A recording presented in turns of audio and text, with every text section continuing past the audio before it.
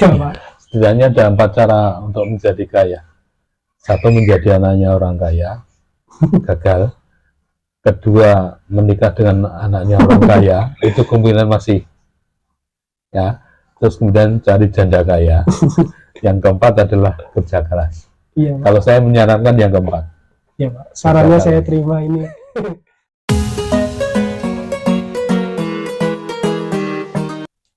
Assalamualaikum warahmatullahi wabarakatuh. Selamat datang di Pojok Sekolah Podcast-Podcastan. Kali ini saya ketemu dengan Alwi Akbar, lulusan Teknik Mesin SMK 2 Purwokerto, tetapi sedang mengembangkan usahanya saat ini di bidang kopi. Kita akan ngomong-ngomong santai dengan beliau. Assalamualaikum Alwi. Waalaikumsalam warahmatullahi wabarakatuh. Apa kabar? Sehat saja kan ya? Alhamdulillah sehat. Kita akan ngobrol-ngobrol santai nih. Alwi kan lulusan SMK Teknik Mesin ya. Iya, betul. Kenapa waktu itu setelah lulus nggak langsung bekerja seperti teman-teman yang lain? Oke, Pak. Jadi singkat cerita, dulu pas masuk SMK sebenarnya pengen bekerja di perusahaan-perusahaan ternama gitu seperti Astra, Daihatsu, mungkin magang ke Jepang melalui PT JAEK gitu dulu. Nah, kebetulan saat baru kelas 10 itu tetangga sebelah yang kerja di Jepang, saudara dekat, kerja di PT di Karawang itu meninggal, dan itu sempat tidak diketahui kabarnya 3 hari. Ibaratnya saya nggak mau kejadian serupa yang terjadi di saya gitu. Memutuskan habis setelah lulus di SMK, saya cari pekerjaan yang dekat-dekat saja dan mendaftar kuliah di Universitas Jenderal Sudirman melalui program SBMPTN dan jalur bidik misi. Oh, gitu. Padahal orang tua kamu nggak begitu untuk kamu kuliah lagi karena masalah biaya ya? Iya, Pak, betul.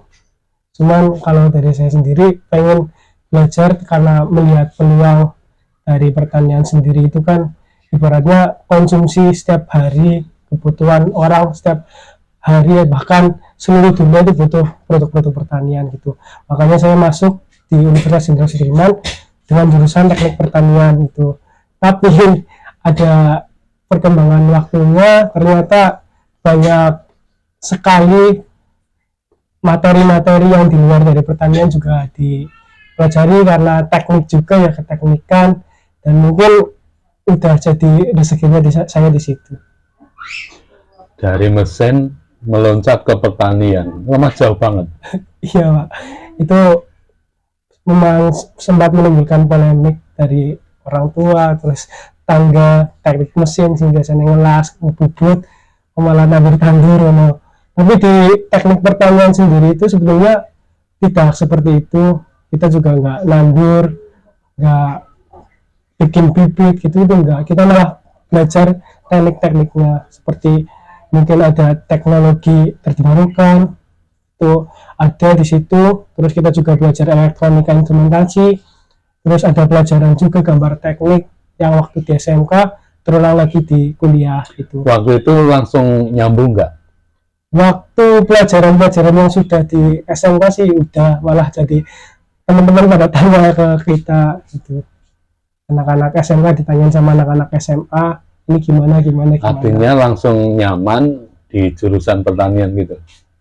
Untuk itu sendiri pas ini Pak, belajar di semester 5 itu mulai melihat peluang, ternyata di pertanian itu luas gitu loh. Waktu itu kan pengennya masuk teknik pertanian, ntar lulus kerja di unit traktor atau gimana gitulah, yang masih berhubungan dengan mesin gitu. Mesin pertanian. Mesin pertanian. Ternyata setelah dilihat kok malah banyak yang larinya ke perbankan, terus pegadean, koperasi gitu-gitu.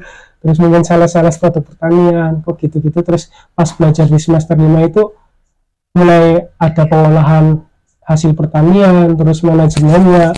Di situ mulai tertarik, terus juga pemanfaatan limbah-limbah pertanian. Nah, di situ baru ternyata jurusan itu banyak potensi gitu. Terus gimana ceritanya bisa sampai Jepang? Nah, untuk ceritanya sendiri itu sebenarnya gini Pak, simpel saja. Karena merasa potensi yang di jurusan saya itu saingannya cukup lumayan banyak. Ketika kita nggak mendapatkan sertifikat yang lumayan berbobot, itu buat cari pekerjaan susah. Jadi dulu memberanikan mengikuti program dari kampus MBKM internship ke Jepang itu karena salah satunya itu karena pengen dapat sertifikatnya itu setelah lulus tidak buat daftar kerja gitu. Nah itu ke perusahaan yang ada di Kalimantan, Sumatera, ataupun di Jawa sendiri. Apa yang dikerjakan waktu itu di Jepang? Kalau yang di Jepang sendiri itu kita bertani. Bertani. Nah untuk di sana sendiri kita bukan mengikuti perusahaan besar ya, tapi lebih ke ini Pak, jadi rumahan. Kita ikut orang, ibaratnya ya ikut ngerjain lahannya orang gitu. Ya, artinya keterampilan kompetensi dasar pertanian itu harus dikuasai ya. Nah, betul. Termasuk di dalamnya mencangkul dan sebagainya. Iya. Sama dengan kalau di teknik mesin itu ada kerja bangku ya, mengikir rata, gergaji dan seterusnya ya. Yang dipakai benar-benar kompetensi dasar, meskipun di Jepang itu banyak traktor ya. Satu rumah itu bisa punya 4 traktor, truk juga akomodasi itu ada, terus mobil pribadi satu orang satu itu. Cuman pas praktek kerjanya di sana di daerah Nagano, kebetulan kalau kami itu pertanian yang paling keras di Jepang, panen hampir 5 bulan berturut-turut, itu nggak ada berhentinya. Setiap hari panen, mungkin libur 1 bulan hampir dibilang nggak ada. Kalau libur panen pasti ada 1 bulan sekali atau 2 kali. Jenis tanamannya apa aja? Tanamannya selada. Ada selada kepala sama selada keriting itu Pak. Jadi yang dipelajari apa? Kalau saya melihat dari potensi yang di sana itu potensinya Pak, baik potensi lahan, potensi wilayah, potensi manusianya sendiri, terus potensi manajemen yang dikelola oleh koperasi yang namanya di sana itu dikelola oleh pemerintah gitu. Kalau yang bikin klik kamu apa? Atau kamu tertarik di bidang apanya itu? Kalau di situ pulang dari Jepang malah kepikiran Pak, gimana caranya dapat omset yang kurang lebihnya sama, karena melihat apa ya, kebutuhan pokok di Jepang sama Indonesia sebetulnya hampir sama. Kalau kebutuhan gengsi itu kan bisa diibaratkan lebih tinggi lah kalau dimasukin, tapi kalau kebutuhan pokok buat makan, buat gaya hidup itu hampir sama. Kita dengan uang 2 mal ataupun 2 juta itu bisa bertahan hidup di Jepang sebulan gitu. Nah itu saya pengen melihat pulang ke Indonesia sekiranya ada potensi apa yang bisa mendapatkan gaji di atas 5 juta, 6 juta, itu yang lagi pengen saya kembangkan gitu. Jadi intinya inspirasi apa yang kamu dapatkan? Kalau untuk mengolah itu kan saya lihat tuh, kalau hasil sayur itu petani menjual di sana itu sekitar 6 kilo 7 kilo selada itu harga 100.000 dengan dikemas kemasan yang menarik, packagingnya yang distribusinya rata. Intinya manajemen dari koperasinya itu bagus di sana, pemerintahnya itu, terus petaninya di sana juga bersertifikat, nggak asal sembarangan nanam, semuanya teratur gitu Pak. Jadi ya pas sendiri atas kerja orang Jepang gitu. Nah dari manajemen itu ibaratnya kan kalau dijual harga segitu otomatis laba yang didapatkan kan hanya sedikit ya, tetapi saya melihatnya di situ tuh perkaliannya. Jadi setiap hari panen selama 5 bulan itu kan kalau dipingkan udah miliaran, mungkin triliunan lah, orang tahu hitung-hitungannya.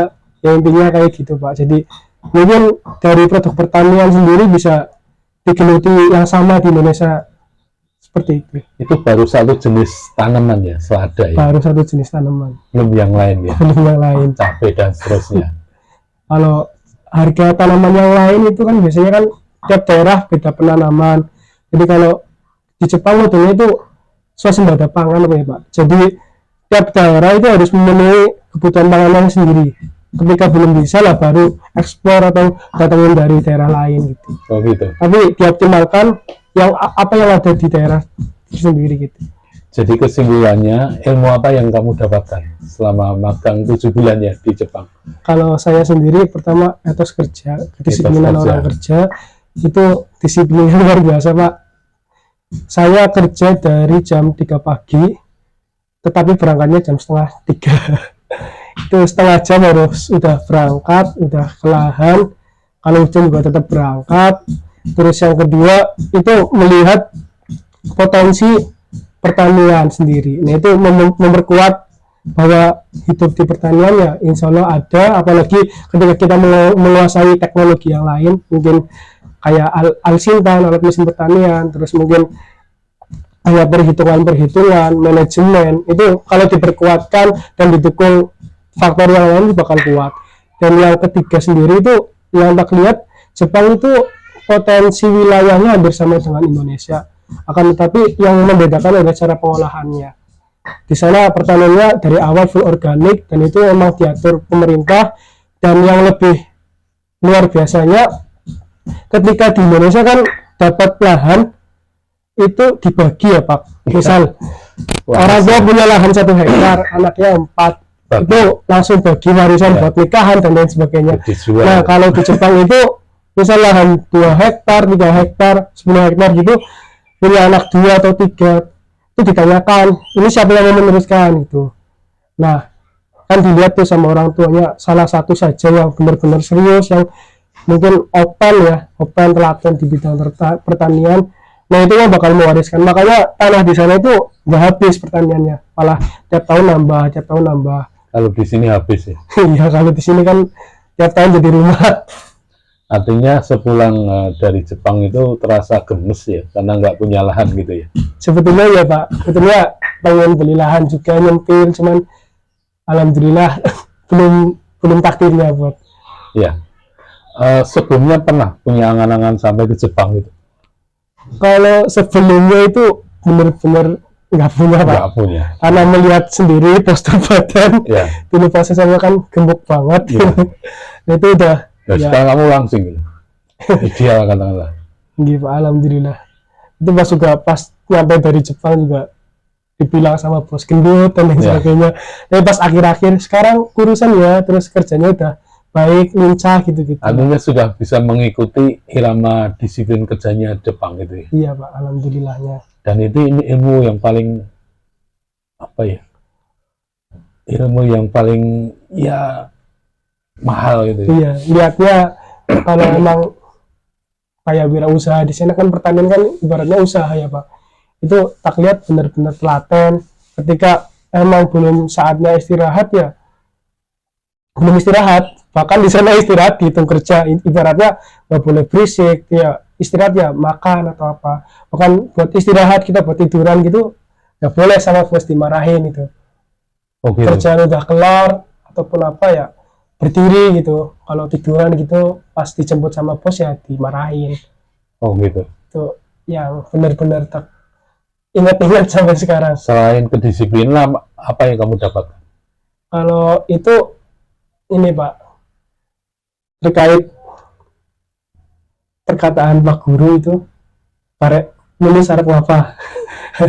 Nah itu mulai pas mau akhir-akhir kontrak selesai, ini habis ini mau ngapain Mau ya? ngapain ya? Skripsi belum kerja, terus udah kemakan umum juga jatuhnya, mau kerja di mana, mau Kalimantan, Sumatera gitu, udah rasain kerja di Jepang bayaran segitu, terus Cuannya lumayan. lumayan gitu.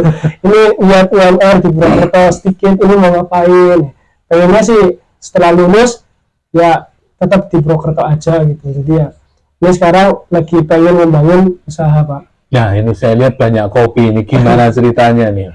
Kalau kopi ini sendiri sebelumnya sebelum berangkat ke Jepang itu sudah mulai serius dengan kopi, cuman dalam artian itu kan saya masih kuliah ya, jadi bikin proposal penelitian tentang kopi ke Ristek Dikti, dan alhamdulillah dapat pendanaan sekitar 9 juta itu buat penelitian. Waktu itu fermentasi kopi, kita main kopi robusta itu kita fermentasikan, kita teliti kadar airnya, terus cita rasa dan lettingnya kayak gimana. Nah, habis itu ada program mahasiswa wirausaha. Setelah PKN itu, terus PMW wirausaha, membuat proposal lagi, alhamdulillah lolos. Dulu pakai kopi Rempah Nusantara. Nah, bertambahnya waktu, mulai punya alat, terus mulai punya kenalan bisnis, supplier, terus ambil kopi robusta, arabica dari berbagai daerah gitu.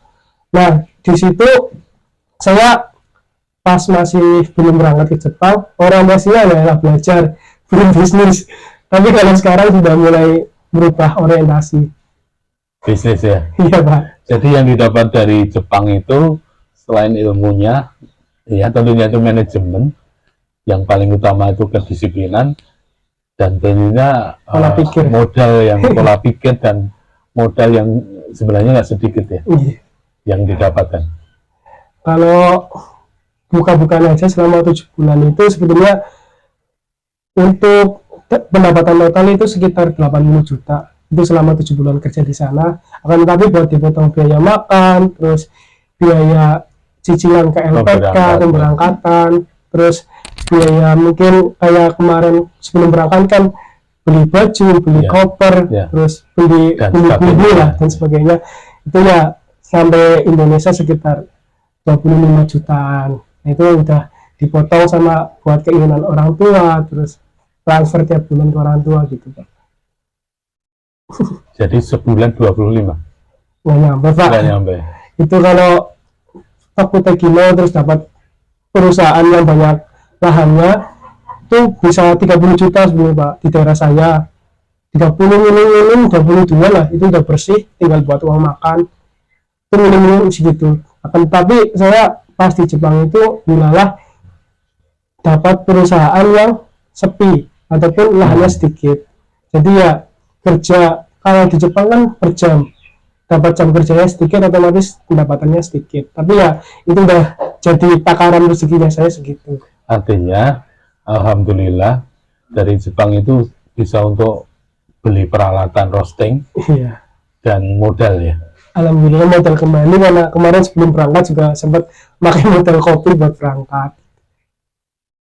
Nah, kalau boleh tanya, apa yang akan dilakukan dengan kopinya ini? Kalau saya cerita dengan kopi itu awal tertariknya kan, saya awalnya bukan penggemar kopi, karena dulu pas SMK mungkin dari SMP ya di rumah terbiasa dengan kopi sasetan, itu yang kopi plus gula, itu kan kalau teman-teman minum langsung bikin mual perut. Nah di situ saya benar-benar nggak suka, karena dari SD itu udah punya riwayat mah. Nah pas kuliah itu mulai sibuk, terus mulai banyak tugas, otomatis saya ngopi, cari kopi yang sekiranya enak. Oh ternyata ada.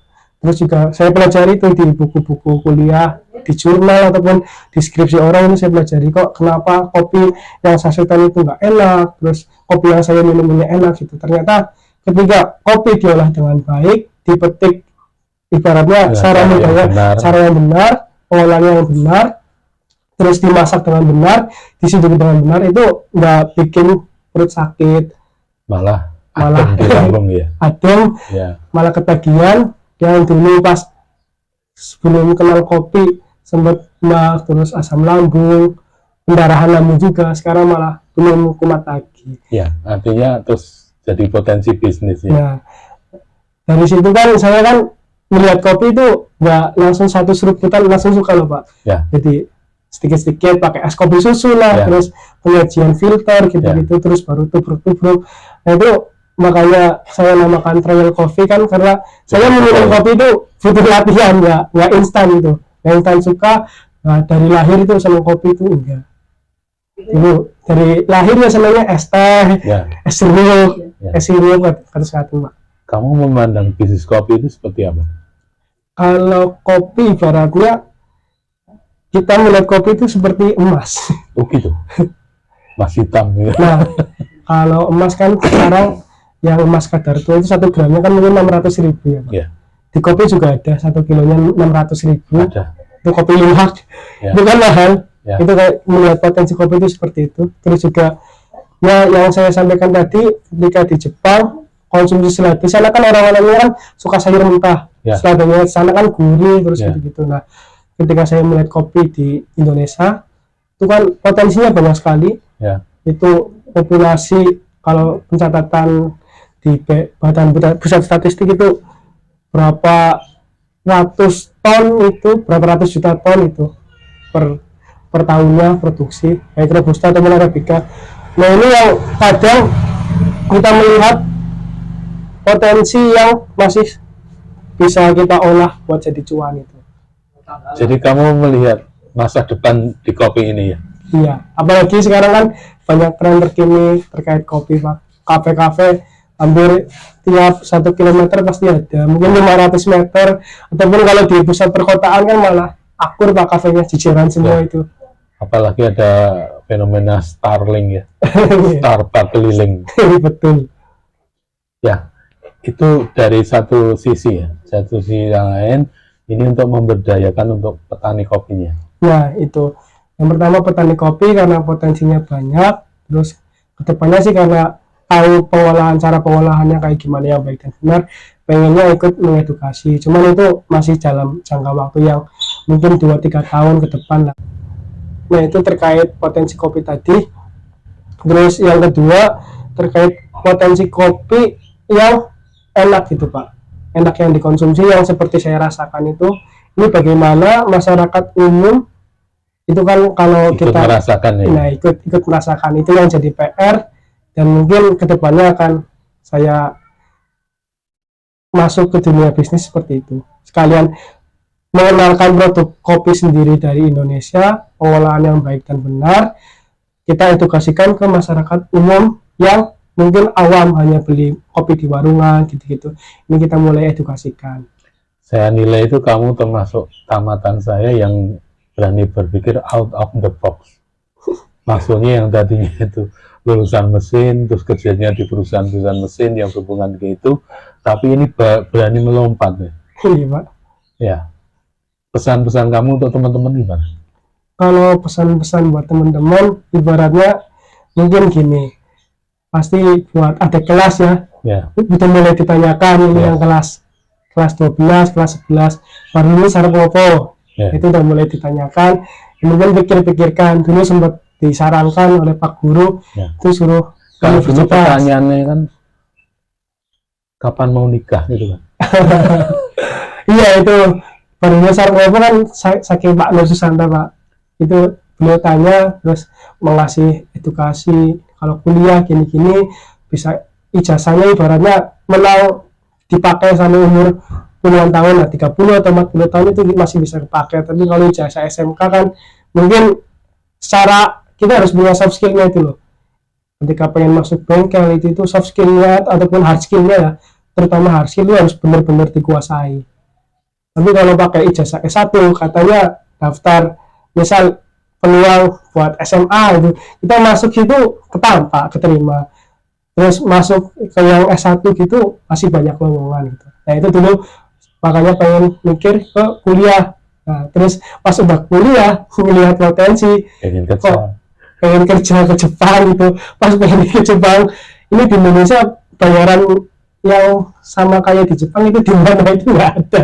Ya pengen ya paling ya keluar Jawa gitu ya, Sumatera, Kalimantan, jauh lagi dengan keluarga itu yang berbenturan dengan hati nurani lah. Kalau bukan karena keterpaksaan ya berangkat, tapi kalau enggak ya nggak mau gitu.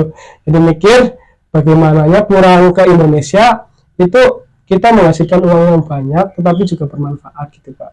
Ya, antara dengan cara berbisnis. Iya, berbisnis di kopi, karena selain dari yang saya rasakan itu, saya ketemu kopi itu yang satu benar-benar tak rasanya itu rasa silaturahminya Pak.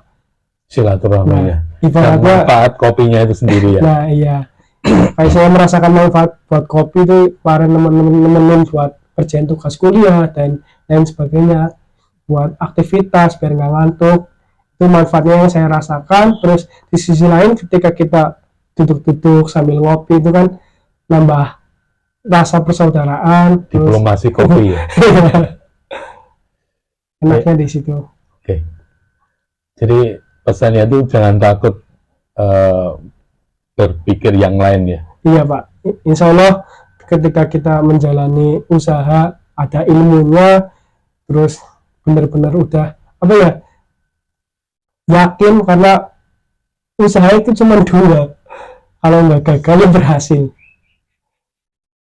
Benar kata mbah-mbah kita bahwa ilmu itu kelakonnya kanthi laku. Oke. Dan pada waktu kita jalankan itu, nah ilmu akan ngikutin. Nah terus Untuk di kopi sendiri Pak, sebetulnya di Universitas Jenderal Sudirman di jurusan saya itu dipelajari Pak, mulai dari alat mesin penyangrai-nya, terus itu kan jenis-jenis kopi itu, terus pengolahan hasil pertanian itu dipelajari.